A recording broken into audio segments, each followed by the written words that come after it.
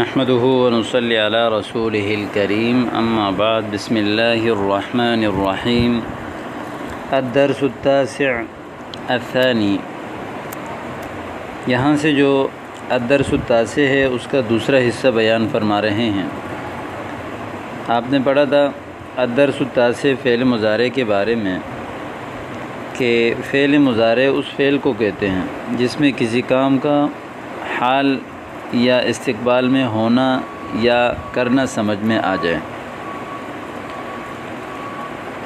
اب چونکہ فعل مضارع میں حال اور استقبال دونوں کا معنی پایا جاتا ہے، جیسے میں کہتا ہوں کہ میں جا رہا ہوں تو اس کے لیے بھی میں بولتا ہوں انا اذهب، میں جاتا ہوں انا اذهب، یا میں جاؤں گا اس کے لیے بھی میں بولتا ہوں انا اذهب۔ اب یہاں سے آج کے سبق میں کچھ ایسے اصول اور ضابطے اور قانون بیان کیے جا رہے ہیں جن سے آپ کو کسی بھی فعل مضارع کے صیغے کو دیکھ کر اندازہ ہوگا کہ یہ یہاں پر حال کا نہیں بلکہ استقبال کا معنی دے رہا ہے۔ اس نشانی کو دیکھ کر کسی بھی فعل مضارع کا ترجمہ کرنا آپ کے لیے آسان ہو جائے گا۔ جیسے میں نے ابھی بتایا کہ مستقل جو فعل مضارع کا جو عام صیغہ ہوتا ہے اس کے ترجمہ دونوں طرح سے کر سکتے ہیں، لیکن آپ کس طرح کریں گے وہ عبارت کے آگے پیچھے دیکھ کر عبارت پڑھنے والے کو زیادہ معلوم ہوتا ہے کہ اس کی ترجمہ مضارع کی حال کے ساتھ ہوگا یا مستقبل کے ساتھ ہوگا۔ اس لحاظ سے آپ دونوں طرح سے کر سکتے ہیں، لیکن آج ہم ایک ایسے اصول اور ضابطے کو پڑھیں گے جن اصول اور ضابطے کو سامنے رکھ کر آپ کو اندازہ ہو جائے گا کہ یہ فعل مضارع حال پر نہیں بلکہ مستقبل پر دلالت کرتا ہے۔ تم نے درس نمبر 9 میں پڑھا کہ فعل مضارع میں زمان حال استقبال دونوں پائے جاتے ہیں۔ ذیل میں فعل مضارع کے جملے لکھے جاتے ہیں، ان کا ترجمہ فعل مضارع سے ہی کیا جائے گا۔ کبھی فعل مضارع جو استقبال کے لیے آتا ہے اس پر سین اور سوف داخل کر دینے سے جو ہے فعل مضارع کے معنی مستقبل کے یعنی فعل مضارع جو ہے مستقبل کے معنی میں خاص ہو جاتا ہے۔ یعنی وہ اصول یہ ہے کہ فعل مضارع کے شروع میں یا سین لگا دیا یا جو ہے وہ سوف لگا دیا۔ جیسے ہی آپ کسی بھی فعل مضارع کے صیغے کے شروع میں سین یا سوف داخل کریں گے تو وہ مستقبل میں چلا جائے گا۔ پھر اس سین اور سوف میں ایک بنیادی چھوٹا سا فرق ہے، وہ یہ ہے کہ سین مستقبل قریب کے لیے آتا ہے اور سوف مستقبل بعید کے لیے آتا ہے۔ یعنی آپ عن قریب بہت جلد کوئی کام کرنا چاہتے ہیں تو وہاں فعل مضارع کے شروع میں سین لگائیں گے، اور اگر وہ کام تھوڑا لیٹ ہے تو اس کے لیے سوف لگائیں گے۔ یہی چھوٹا سا بنیادی فرق ہے، دونوں ایک دوسرے کے لیے بھی استعمال ہوتے ہیں، اور بنیاد یہ ہے کہ یہ دونوں مستقبل کے معنی میں کر دیتے ہیں فعل مضارع کو۔ مثال کے طور پر سأهدی الیک کتابا ممتعا یا ممتعا، میں آپ کو ایک مفید کتاب دوں گا۔ اب یہاں پر یہ اہدی ہدا یہدی ضرب یضرب سے ہیں، ہدیہ دینا، اور یا اہدا یہدی باب افعال سے سأہدی الیک ہدیہ دینا۔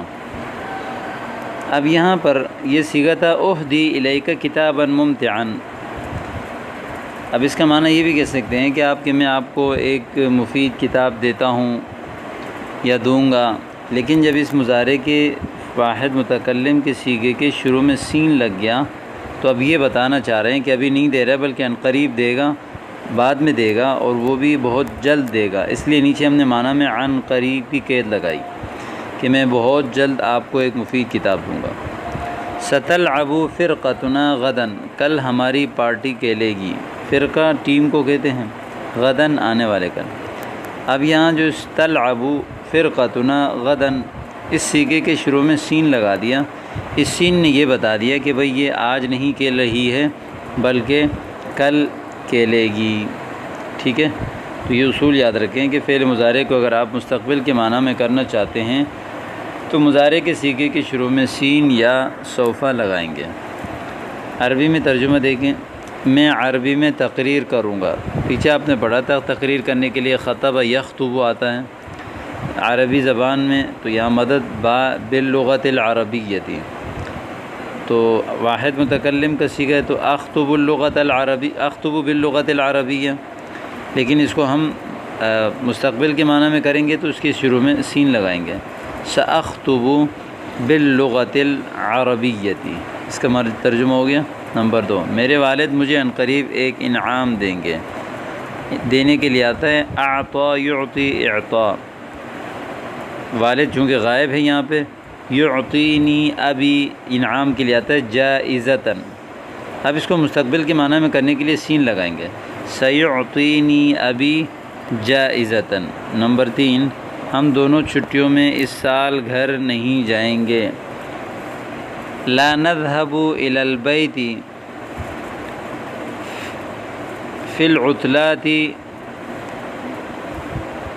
هذا العام، یا فی تعطیلات هذا العام، یہاں بلکہ سین لگاؤ کیونکہ چھٹی میں وقت کافی ہوتا ہے، تو سوف لا نذهب إلى البيت في تعطیلات هذا العام، فی تعطیلات هذا العام۔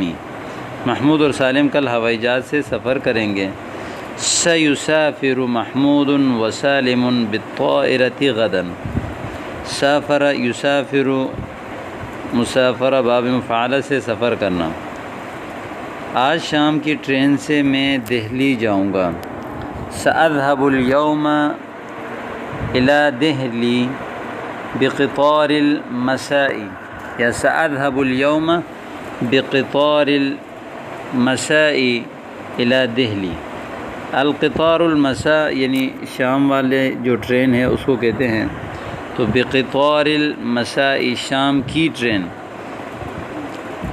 اليوم یعنی اذهب یا سأذهب اليوم بقطار المساء إلى دہلی۔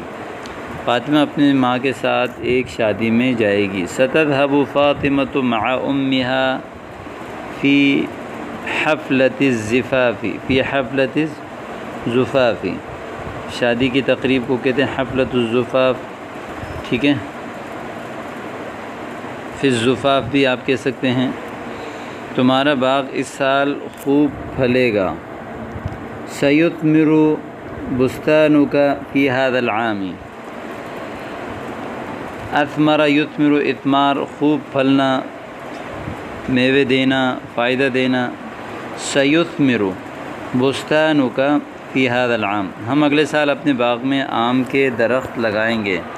سوف نغرس فی بستاننا اشجار المانجو فی العام القادم، درخت لگانے کے لیے آتا ہے غرس یغرس، سوف نغرس فی بستاننا اپنے باغ میں، اشجار المانجو آم کے درخت، یا اشجار الانبتہ، انبتہ یا مانجو دونوں بول سکتے ہیں، آنے والے سال یعنی فی العام القادم یا فی العام المقبل۔ تمہاری محنت ضائع ہو جائے گی، تمہاری محنت یعنی ضائع ہو جائے گی۔ ضائع کے لیے آتا ہے ضاع یضیع، سیضیع جہدک، سیضیع جہدک، تم لوگ اپنی ہی محنت کا صلہ پاؤ گے۔ پانے کے لیے آتا ہے وجد یجد، جمع ہے ستجدون جزاء اعمالکم، ستجدون جزاء اعمالکم۔ آج ٹرین 1 گھنٹہ لیٹ آئے گی۔ یتأخر القطار اليوم ساعة کاملة، یا صرف ساعة، یتأخر اليوم یعنی بلکہ یتأخر القطار اليوم، آج کے لیے آتا ہے اليوم، ساعة 1 گھنٹہ، آپ لوگ ریل کے وقت سے پہلے پہنچیں گے۔ ستصلون قبل موعد القطار، موعد میعاد مقرر وقت کو کہتے ہیں۔ اس سال گرمی سخت بڑھے گی۔ ستشتد الحرارة فی هذا العام، تو اپنے والد کے ساتھ خانہ کعبے کی زیارت کرے گی۔ ستزورین الکعبۃ مع ابیکی، زار یزور، ستزورین واحد مؤنث حاضر کا صیغہ۔ یہ لوگ زیادتیوں سے بعد نہیں آئیں گے، لا یمتنع ہؤلاء من المظالم، امتنع یمتنع، امتناع کا معنی باز آنا، اللہ مشرکین کو معاف نہیں فرمائیں گے، ان اللہ بلکہ لا یغفر اللہ للمشرکین، لا یغفر اللہ للمشرکین۔